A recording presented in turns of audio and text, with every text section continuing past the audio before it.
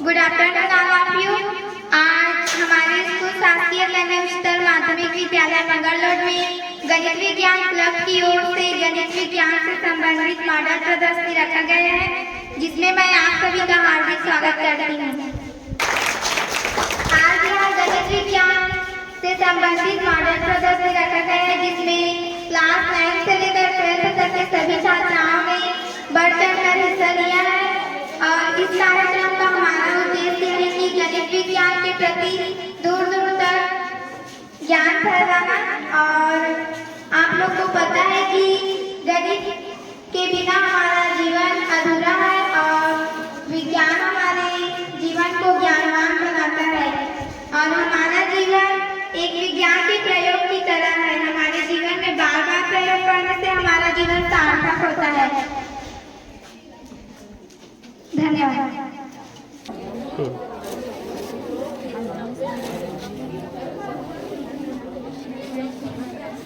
हमारी पूर्वी group class 10 I belong to hostel I live in Rajadera.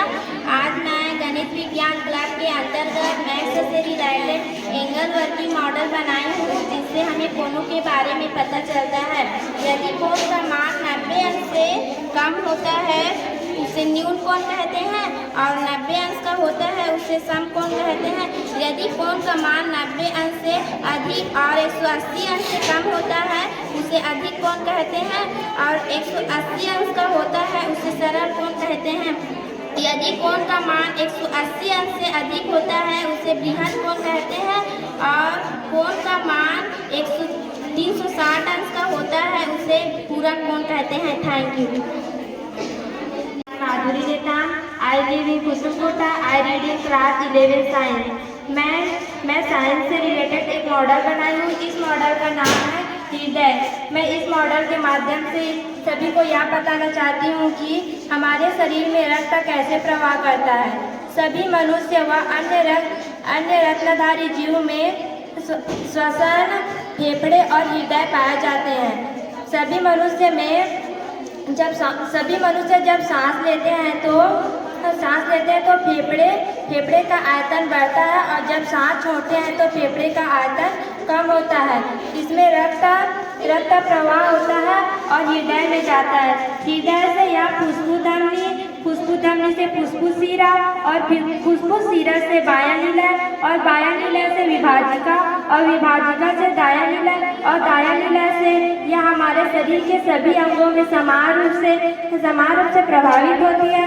और हमारे शरीर में 6 लीटर रक्त पाया जाता है, और हृदय में समान रूप से रक्त प्रभावित होती है।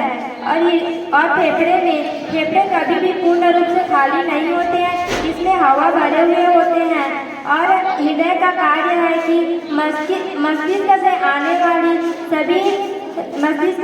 वाली तथा इसमें अपनी तंत्रिका द्वारा नियंत्रित होती है। धन्यवाद। Dhameshwari Kashyap, class 11 science. I belong to hostel. I live in Budhara. My name is Varsha, class 11 science, and I live in Mareli. And my school name is Government Girls Higher Secondary School Mangalore. हम लोगों ने चंद्रयान 3 का model बनाया है। यह Chandrayaan 3 rocket नोदन के सिद्धांत पर आधारित है तथा रॉकेट नोदन संवेग संरक्षण के नियम पर आधारित है।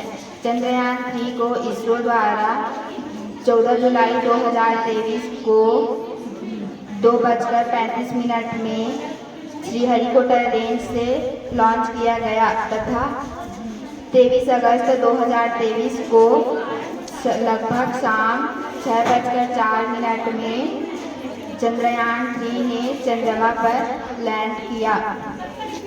चंद्रयान 3 को मापने के लिए थर्मोफिजिकल का प्रयोग किया जाता है। चंद्रयान 3 का उद्देश्य है कि चंद्रमा पर मानव भेजना तथा चंद्रमा की सतहों का अध्ययन एवं मौसम की जानकारी प्राप्त करना तथा भारत ने चंद्रमा की दक्षिणी ध्रुव पर पहले लैंडिंग किया था। हो गया। धन्यवाद।